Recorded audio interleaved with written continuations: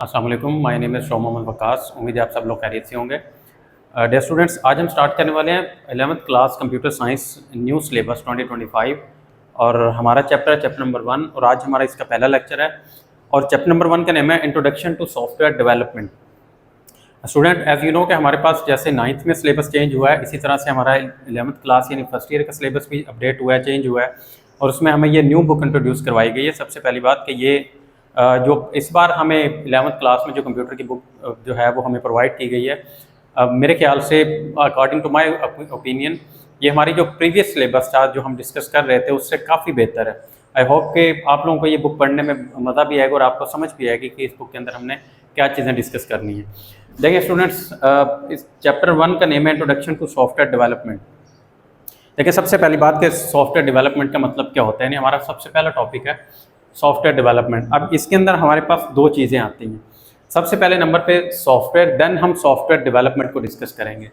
अब हमारा जो कंप्यूटर है वो सेट ऑफ इंस्ट्रक्शंस पे काम करता है। सॉफ्टवेयर का क्या मतलब होता है, हमारे पास इंस्ट्रक्शंस होती हैं या प्रोग्राम्स जिनको कंप्यूटर रीड करते हुए हमें टास्क परफॉर्म करके देता है। यानी सॉफ्टवेयर डेवलपमेंट का मतलब ये होता है कि हमारे पास सॉफ्टवेयर का मतलब ये होता है सेट ऑफ इंस्ट्रक्शंस जो हम कंप्यूटर को प्रोवाइड करते हैं किसी स्पेसिफिक टास्क को परफॉर्म करने के लिए। उन्हीं सेट ऑफ इंस्ट्रक्शंस को हम प्रोग्राम या सॉफ्टवेयर का नेम देते हैं। अब चैप्टर नंबर 1 का जो नेम है हमारे पास सॉफ्टवेयर डेवलपमेंट। अब सॉफ्टवेयर डेवलपमेंट का मतलब ये होता है कि हमारे पास वो जो कंप्लीट एक प्रोसेस होता है, एक प्रोसीजर होता है जिसके अंदर हम ये सारा काम करते हैं, यानी हम कंप्यूटर को प्रोग्राम करते हैं, कंप्यूटर को इंस्ट्रक्शंस प्रोवाइड करते हैं, यानी सॉफ्टवेयर क्रिएट करते हैं, उसे हम सॉफ्टवेयर डेवलपमेंट का नेम देते हैं। फॉर इंस्टांस हम कोडिंग करते हैं, उसके बाद कोड कर राइट करने के बाद हम उसे टेस्ट करते हैं, उसको चेक कर रहे होते हैं, ये जो सारा प्रोसीजर होता है इसे हम सॉफ्टवेयर डेवलपमेंट का नेम देते हैं। और उसके बाद हमारा जो नेक्स्ट टॉपिक है वो है introduction to software development life cycle, जिसे हम SDLC भी कहते हैं। देखिए स्टूडेंट, अब हम डिस्कशन कर रहे हैं अबाउट सॉफ्टवेयर डेवलपमेंट। आप किसी भी सिस्टम की डिस्कशन करें, उसको जब भी हम परफॉर्म करते हैं उस सिस्टम का एक कंप्लीट अपना कोई ना कोई प्रोसीजर होता है, फ्रेमवर्क होता है। एज इट इज़ हम सॉफ्टवेयर डेवलपमेंट की अगर बात करते हैं तो इसमें भी इसका एक आर्किटेक्चर होता है, एक फ्रेमवर्क होता है जिसे हम SDLC का नेम देते हैं।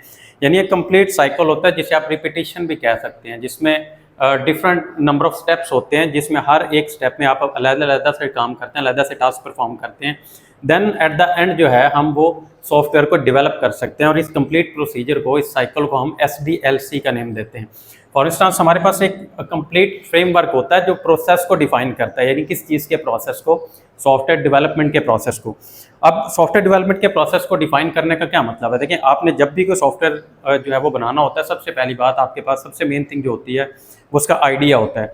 यानी आपका आइडिया, उसके बाद उसकी डेवलपमेंट, उसके डिप्लॉयमेंट, उसके मेंटेनेंस, ये सारी चीज़ें जो होती हैं ये इनका कंप्लीट जो प्रोसीजर होता है इसे हम SDLC कहते हैं, introduction to software development cycle का नेम दिया जाता है। अब इसके हमारे पास पर्पज़ होते हैं, यानी आप कोई भी काम करते हैं हर एक चीज़ के कोई ना कोई मकासद होते हैं कि आप क्यों ये सारा काम कर रहे होते हैं। अब क्योंकि हम SDLC की डिस्कशन कर रहे हैं सॉफ्टवेयर डेवलपमेंट के अंदर, तो इसके हमारे पास ये 4-5 कुछ पर्पसेस हैं। इसमें सबसे पहले नंबर पे आता है डिलीवर हाई क्वालिटी सॉफ्टवेयर। देखिए अब ये सारा काम हम क्यों कर रहे होते हैं, मैंने एक बात यहाँ पे एक वर्ड यूज़ किया, रिपीटिशन प्रोसीजर होता है। यानी हम क्या करते हैं, हम उसको जिस सॉफ्टवेयर को हम बना रहे होते हैं, डेवलप कर रहे होते हैं, हमारा मेन ऑब्जेक्ट क्या होता है कि हम हाई क्वालिटी सॉफ्टवेयर मेंटेन करना चाहते हैं। अब ये किसकी वजह से पॉसिबल होता है कि ये इसका सबसे पहला पर्पज़ होता है। देन होता है कस्टमर एक्सपेक्टेशंस, यानी कस्टमर हमसे जो एक्सपेक्ट कर रहा है हमने उसी की नीड्स के अकॉर्डिंग जो सॉफ्टवेयर जो है वो डेवलप करना होता है, बनाना होता है। ये इसका सेकंड पर्पज़ होता है। फॉर इंस्टांस कस्टमर आपसे रिक्वायर्ड ये कर रहा है कि आप एक एडिटिंग सॉफ्टवेयर बना कर दें जिसमें वो एडिटिंग कर सकें, लेकिन अगर हमारा सॉफ्टवेयर एडिटिंग नहीं करके दे रहा तो ये कस्टमर की एक्सपेक्टेशंस नहीं है, देन वो हमारा सॉफ्टवेयर जो है वो ना तो किसी काम का, ना ही वो यूजेबल होगा, ना ही वो रिलायबल हो सकता है। देन हमारे पास होता है ऑन टाइम कंप्लीशन, यानी आप जब भी कोई टास्क परफॉर्म करते हैं, फॉर इंस्टांस हम सॉफ्टवेयर डेवलपमेंट की बात कर रहे हैं, इस कंप्लीट साइकिल के अंदर हम जो टास्क परफॉर्म करने वाले हैं, जिस प्रोसीजर की हम डिस्कशन कर रहे हैं, उसे ऑन टाइम कंप्लीट भी होना चाहिए। अगर आप एक काम को करने के लिए फॉर इंस्टांस हमें 2 दिन लगने हैं, हम उसके बजाय उसको 10 दिन पे लेके जा रहे हैं, तो हमारा वो प्रोजेक्ट होता है वो कस्टमर केयर्स में नहीं आता। देन ये भी हमारा एक जो होता है वो एक ड्रॉबैक आ जाता है, इसलिए हमने उसको ऑन टाइम कंप्लीट भी करके देना होता है, ये इसका थर्ड पर्पज़ होता है। Then within cost estimate, देखें कॉस्ट जो होती है ना, आप किसी भी प्रोजेक्ट के डिस्कशन कर लें उसके अंदर कॉस्ट एक इम्पॉर्टेंट फैक्टर होता है जो इफेक्ट कर रहा होता है। यानी आप जब भी कोई प्रोजेक्ट बनाते हैं, फॉर इंस्टेंस आप सॉफ्टवेयर डेवलप करते हैं, आप कॉस्ट एफिशिएंट रखेंगे उसको। ऐसा ना हो कि हम कोई भी काम कर रहे हैं और वो कॉस्ट जो है उसकी बहुत ज़्यादा हो जाए, तब भी वो जो होता है वो आपका एफिशिएंट डिक्लेयर नहीं किया जाता।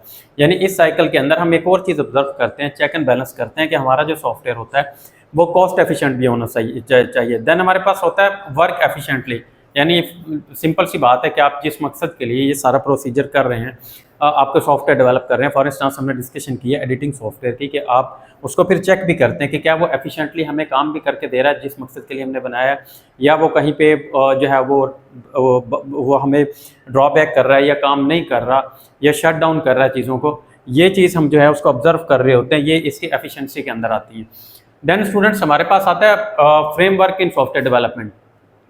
यानी आप सॉफ्टवेयर डेवलपमेंट जब कर रहे होते हैं उसका जो मेजर, उसके बाद एक टॉपिक आता है उसका फ्रेमवर्क क्या होता है। सबसे पहली बात, फ्रेमवर्क हम किसे कहते हैं? रीयूजेबल सेट ऑफ कॉन्सेप्ट्स को। यानी आप जब भी सॉफ्टवेयर डेवलप कर रहे होते हैं, समटाइम्स ऐसा होता है हमें कुछ ऐसी चीज़ों की ज़रूरत होती है फॉर वेबसाइट्स, अगर हम डिस्कशन करें या सॉफ्टवेयर की हम बात करें, तो हमें कुछ ऐसे मेथड्स की ज़रूरत होती है, कुछ ऐसे स्ट्रक्चर्स की ज़रूरत होती है जिन्हें हम बार बार यूज़ करते हैं। यानी वो जो रीयूजेबल कॉन्सेप्ट्स होते हैं, सेट ऑफ कॉन्सेप्ट्स होते हैं, वो किसी भी सिस्टम का फ्रेमवर्क होते हैं। हम डिस्कशन कर रहे हैं यहाँ पे सॉफ्टवेयर डेवलपमेंट की।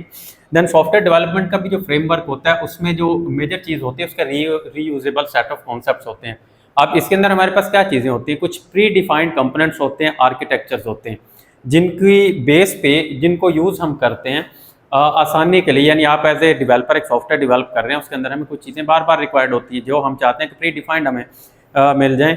इस चीज़ को हम इसका आर्किटेक्चर या फ्रेमवर्क का नेम देते हैं। फॉर एग्जांपल हमारे पास वेबसाइट्स के लिए एक डिजेंगो, आपने शायद सुना होगा, डिजेंगो, डी यहाँ पे वैसे साइलेंट होता है, जेंगो इसका डाटाबेसिस के वाले से नेम होता है वेबसाइट्स के लिए। अब ये हमें क्या प्रोवाइड करता है? देखें, आपने देखा होगा कि हम जब भी किसी वेबसाइट्स पे डिफरेंट काइंड ऑफ जगह पे लॉगिन करते हैं, हमारे कुछ क्रेडेंशियल्स होते हैं जिसमें आप लॉगिन, यूज़र नेम, पासवर्ड्स वगैरह ऐड करते हैं। उसका जो एक बिल्ट इन फ्रेमवर्क होता है वो हमें जेंगो से प्रोवाइड किया जाता है। यानी हमें बिल्ट इन प्री डिफाइंड ये सारा सेटअप टेम्पलेट्स प्रोवाइड कर देता है। इसी चीज़ को हम इसका फ्रेमवर्क का नेम देते हैं। अब उसके बाद हमारे पास ये फॉर इंस्टांस हमने एक डिस्कशन की यहाँ पे एग्जांपल के तौर पे कि इस तरह से हमारे पास टेम्पलेट्स होते हैं, इससे रेलिवेंट, यानी हमारे सॉफ्टवेयर से रेलिवेंट हमें प्री डिफाइंड कुछ चीज़ें मिल जाएं, उन्हें हम उसका सॉफ्टवेयर का उस हमारे सॉफ्टवेयर डेवलपमेंट का फ्रेमवर्क का नेम देते हैं। देन हमारे पास डिफरेंट स्टेजेस इन्वॉल्व होती हैं SDLC के अंदर, यानी सॉफ्टवेयर डेवलपमेंट लाइफ साइकिल जिसके हम डिस्कशन कर रहे हैं, जिस प्रोसीजर के हमने पर्पस और उसका फ्रेमवर्क डिस्कस किया है। अब उसकी जो डिफरेंट काइंड ऑफ स्टेजेस होती हैं, अब देखें स्टेजेस का मतलब क्या होता है। इसके अंदर हम organised method of developing software, यानी स्टेजेस का यहाँ पे मतलब ये होता है कि एक स्टेप बाय स्टेप एक मेथड होता है जो हमारे सॉफ्टवेयर को डेवलप करने के लिए हम जिसको यूज़ करते हैं। अब इसका यहाँ पे मतलब ऑर्गेनाइज्ड एक वर्ड मैंने यूज़ किया, इसका मतलब ये है कि आप तरतीब के साथ इन स्टेप्स को फॉलो करते हैं। पॉसिबल नहीं है कि आप नंबर 3 के स्टेप को पहले कर लें या पहले वाले को लास्ट में करें, इस तरह से आप इसको नहीं कर सकते। इसलिए मैंने एक वर्ड यूज़ किया ऑर्गेनाइज्ड, यानी तरतीब के साथ सेट ऑफ स्टेप्स होते हैं जिनको हम यूज़ करते हैं। तो किस लिए यूज़ किया जाता है? डेवलपिंग सॉफ्टवेयर, क्योंकि हम सॉफ्टवेयर डेवलपमेंट का डिस्कशन कर रहे हैं और इन्हीं चीज़ को, इन्हीं स्टेप्स को हम इसके स्टेजेस का नेम देते हैं। अब ये काम क्यों किया जाता है? हम इंश्योर करते हैं क्वालिटी स्टैंडर्ड्स फंक्शंस प्रॉपरली, यानी हम जिस सॉफ्टवेयर को बना रहे हैं उसकी क्वालिटी मेंटेन करने के लिए वो वर्क प्रॉपरली करे, फंक्शनैलिटी प्रॉपरली वर्क करे उसके लिए भी हम डिफरेंट ये इन्हीं स्टेजेस को जो है वो यूज़ करते हैं। इन्हीं स्टेजेस के अकॉर्डिंग, SDLC के अकॉर्डिंग ये सारा काम करते हैं। देन अब ये जो स्टेजेस होती हैं ये हर एक डिस्टिंक्ट करती है, यानी हर एक अपना अलग-अलग सेपरेट टास्क परफॉर्म करती है, हर एक का अपना अलग से गोल होता है, अचीवमेंट होती है। हर एक स्टेज पे आप अलग से टास्क परफॉर्म करते हैं जो लिंक करता है नेक्स्ट के साथ, यानी उसके बाद आप अगली स्टेज पे जाते हैं और उससे आगे का काम करते हैं। इन्हें हम SDLC साइकिल के स्टेजेस के नेम देते हैं या हम इन्हें के स्टेप्स भी कहते हैं। डियर स्टूडेंट्स, फॉर इंस्टांस हमारे पास ये स्टेजेस होती है, इसका ये साइकिल होता है। अब जिसमें हमारे पास सबसे पहले नंबर पे आता है रिक्वायरमेंट्स, देन डिज़ाइन। अब रिक्वायरमेंट्स की किसकी बात डिस्कशन कर रहे हैं हम यहाँ पे? सॉफ्टवेयर डेवलपमेंट की। यानी आपने कोई भी सॉफ्टवेयर डेवलपमेंट करना है, जब तक हमें उसकी नीड्स नहीं पता होंगी, रिक्वायरमेंट्स नहीं पता होंगी, तो आप उसको कैसे लेके आगे चल सकते हैं? फॉर इंस्टांस जैसे हमने आइडिया डिस्कस किया। देन हमारे पास डिज़ाइन, यानी आप जब भी कोई टास्क परफॉर्म करते हैं, सॉफ्टवेयर डेवलप करते हैं, दूसरे नंबर पे उसका जो सबसे मोस्ट थिंग होती है उसका डिज़ाइन होता है। देन कोडिंग, यानी डिज़ाइन सेलेक्ट करने के बाद आप उसको कोड करते हैं, यानी प्रोग्राम करते हैं। यानी आप उसको डेवलपमेंट कर रहे होते हैं। देन हमारे पास आता है टेस्टिंग। टेस्टिंग हमारे पास इतना ही इंपॉर्टेंट है जिसे हम टेस्ट डाटा का नेम भी दे सकते हैं। आप जब भी कोई चीज़ प्रिपेयर कर रहे होते हैं, फॉर इंस्टांस हम सॉफ्टवेयर डेवलप कर रहे होते हैं, देन हमने उसको टेस्ट भी करना होता है। आप किसी भी सिस्टम की एग्जांपल ले लें, फॉर इंस्टांस आपने एक ये बोर्ड मार्कर ही क्यों ना बनाया हो, हम जब इसको कंप्लीट कर लेते हैं, इसको बना लेते हैं, इसको बनाने के बाद हम कभी भी इसको मार्केट में एज इट इज़ इंट्रोड्यूस नहीं करते, हम पहले इसको टेस्ट करते हैं। टेस्टिंग एक बहुत इंपॉर्टेंट जो होता है वो फैक्टर होता है आपके किसी भी सिस्टम के अंदर। देन हम उसको डिप्लॉय करते हैं, यानी डिप्लॉयमेंट से मुराद ये होता है कि आप टेस्ट करने के बाद उसको अनाउंस कर सकते हैं, प्रेजेंट कर सकते हैं कहीं पे भी कि आपने सॉफ्टवेयर जो है ये उसको आप लॉन्च कर सकते हैं, आप उसको रिप्रेजेंट कर सकते हैं अपने सॉफ्टवेयर को, यूज़ करने के काबिल आप बता सकते हैं कि अब आप इस सॉफ्टवेयर को इजीली यूज़ कर सकते हैं जिन पर्पसेस के लिए आपने उसको डेवलप किया है। लास्ट में आता है मेंटेनेंस, यानी आपने एज वेल एज उसकी मेंटेनेंस भी जो है वो चेक करना होती है। मेंटेनेंस का मतलब ये होता है कि हमें पता है कि हम कोई भी चीज़ यूज़ कर रहे होते हैं, अगर हम different kind of software use करते हैं, उनमें समटाइम्स कुछ एरर्स भी आ जाते हैं, समटाइम्स हम उनके डेवलपर्स जो होते हैं उसके अंदर अपडेट्स भी ऐड करते हैं, ये इसकी मेंटेनेंस होती है। एज ए डेवलपर हमने इस पूरे साइकिल के अंदर सिर्फ इसको डेवलप करना नहीं होता, टेस्ट करने के बाद, डिप्लॉयमेंट के बाद इसकी मेंटेनेंस को भी जो है वो चेक किया जाता है। मेंटेनेंस भी इसका बिल्कुल उसी तरह से इंपॉर्टेंट पार्ट होता है जिस तरह से आप इसकी डेवलपमेंट के प्रोसीजर्स को फॉलो करते हैं। अब हमारे पास इसके रिक्वायरमेंट्स के जो हमें इसके स्टेजेस हैं उसमें जो सबसे पहले नंबर पे हमारे पास है इसका रिक्वायरमेंट। अब ये जो रिक्वायरमेंट होता है सॉफ्टवेयर डेवलपमेंट के स्टेजेस के अंदर, SDLC के अंदर, अब हमारा जो बुक के ऊपर टॉपिक है उसके नेम है रिक्वायरमेंट गैदरिंग।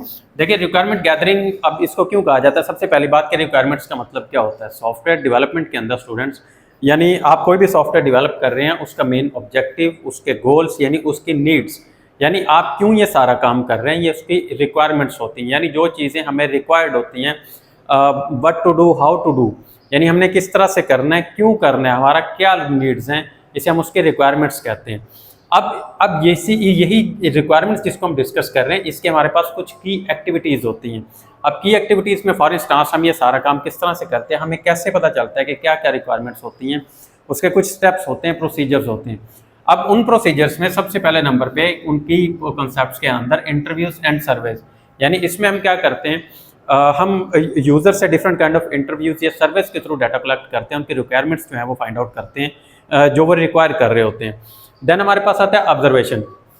ऑब्जर्वेशन के अंदर हम ऑब्जर्व करते हैं, ना तो हम इंटरव्यू लेते हैं, ना ही हम यूज़र से सर्वे जो है वो डिमांड करते हैं। हम यूज़र का इंटरेक्ट जो होता है सिस्टम के साथ, यानी आपने जो सॉफ्टवेयर वगैरह बना के दिया होता है या जिस तरह से उसको यूज़ कर रहे थे उसका इंटरेक्शन कैसा होता है, वो इंटरेक्ट कैसे करते हैं सिस्टम के साथ, कोई एरर तो नहीं आता, क्या वो उससे जो है वो एफिशिएंट डिक्लेयर कर रहे हैं या नहीं, ये हमारी ऑब्जर्वेशंस होती है, इसकी बेस पे हम रिक्वायरमेंट्स फाइंड आउट करते हैं।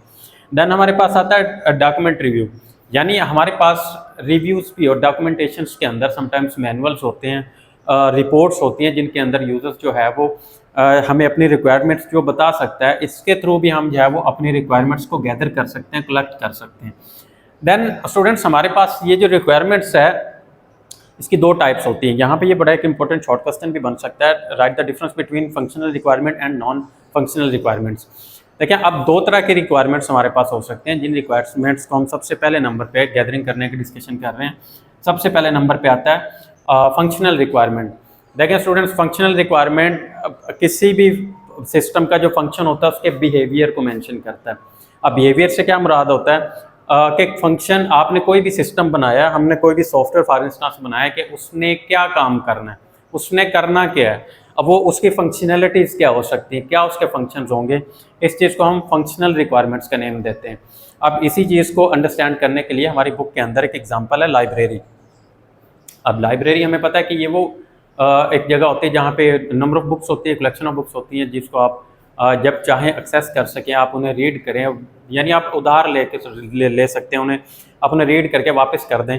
अब लाइब्रेरी में हमारे पास फॉर इंस्टेंस क्या क्या रिक्वायरमेंट्स हो सकती हैं फंक्शनल और नॉन फंक्शनल को अंडरस्टैंड करने के लिए। फंक्शनल रिक्वायरमेंट्स इसकी क्या हो सकती हैं, देखें यूज़र रजिस्ट्रेशन। सबसे पहले नंबर पे आप अगर लाइब्रेरी से बुक्स लेते हैं, उसके अंदर हमें लॉगिन करना पड़ता है, लॉगिन पासवर्ड होता है, आपका यूज़र आईडी होती है, जिसकी बेस पे आप रजिस्टर्ड होते हैं। जो आपकी रजिस्ट्रेशन होती है एज ए यूज़र, वो हमारे इसके अंदर लाइब्रेरी के अंदर फॉर एग्जांपल हम ये डिस्कशन कर रहे हैं वो उसका फंक्शनल रिक्वायरमेंट होती है, यानी उसने वर्किंग करनी है, कैसे काम करना है, इसलिए उसका ये फंक्शनल रिक्वायरमेंट है। देन बुक बोरोइंग, यानी आप वहाँ से जितनी भी नंबर ऑफ बुक्स उधार लेते हैं, उधार लेने से मुराद ये है यहाँ पे हम रीड करने के लिए लेके जाते हैं, कितने दिन के लिए आप लेके जाते हैं, इसलिए हम इसको बोरोइंग एक वर्ड यूज़ करते हैं, ये भी हमारा एक फंक्शनल रिक्वायरमेंट है।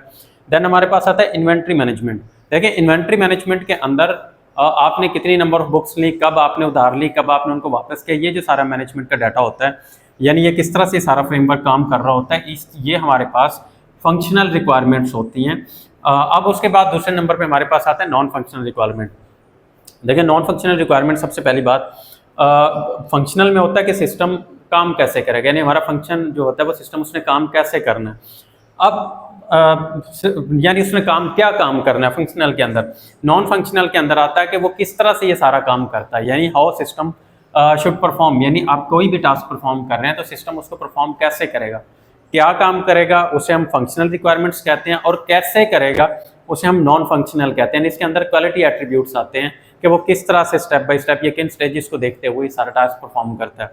देन इसी लाइब्रेरी से रेलेवेंट हमारे पास नॉन फंक्शनल जो रिक्वायरमेंट्स होती हैं उनमें सबसे पहले नंबर पे आता है परफॉर्मेंस।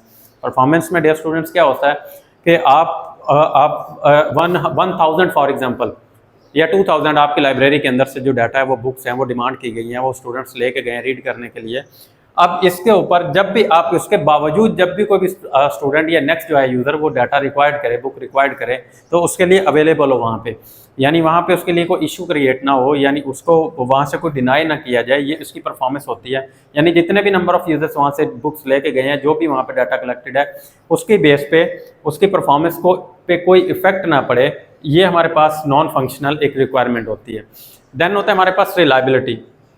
रिलायबिलिटी मेंशन ये करती है कि कितने परसेंट जो है, यानी 99.99% जो है वो आपका सिस्टम एक्यूरेट काम कर रहा है, यानी जब डिमांड किया जाए अवेलेबल है, इस चीज़ को हम उसकी रिलायबिलिटी कहते हैं। देन हमारे पास आता है सिक्योरिटी। सिक्योरिटी में ये होता है कि आप जो डाटा रिक्वायर्ड कर रहे हैं, आप जो चीज़ वहाँ से ले रहे हैं, कब वापस कर रहे हैं, आपका डाटा जो है वो इनकोड किया जाए, यानी सिक्योर किया जाए। अब हम सिक्योरिटी का मतलब यहाँ पे इसलिए भी यूज़ किया गया कि आपका जो डाटा जो हमसे रेलिवेंट इन्फॉर्मेशन होती हैं, हम कभी नहीं चाहते कि हमारी जो इन्फॉर्मेशन हैं वो कि थर्ड पार्टीज तक पहुँच सकें, इसलिए सिक्योरिटी भी एक अहम इसका कॉन्सेप्ट होता है, एक अहम पार्ट होता है। और ये परफॉर्मेंस, रिलायबिलिटी, सिक्योरिटी, ये हमारे पास नॉन फंक्शनल रिक्वायरमेंट्स होती हैं। फंक्शनल में user registration, book borrowing and inventory management आता है। ये लाइब्रेरी एग्जांपल्स को मेंशन किया हुआ उन्होंने डिफरेंशिएट करने के लिए functional and non functional requirements को। अब ये इंपॉर्टेंट शॉर्ट क्वेश्चन बन सकता है, right the difference between functional and non functional requirements. तो डियर स्टूडेंट्स, ये था हमारा आज का लेक्चर। आई होप कि आप लोगों को समझ आया होगा। अगर आपको कुछ चीज़ें समझ में नहीं आती या कुछ पॉइंट्स हो तो आप मुझसे पूछ सकते हैं, कमेंट सेक्शन में आप मुझसे क्वेश्चन पूछ सकते हैं। इसके बाद इंशाल्लाह जो नेक्स्ट टॉपिक्स हैं वो हम अगले लेक्चर्स में कवर करेंगे। अपना बहुत ज़्यादा ख्याल रखिएगा। अल्लाह हाफिज़, अस्सलाम वालेकुम।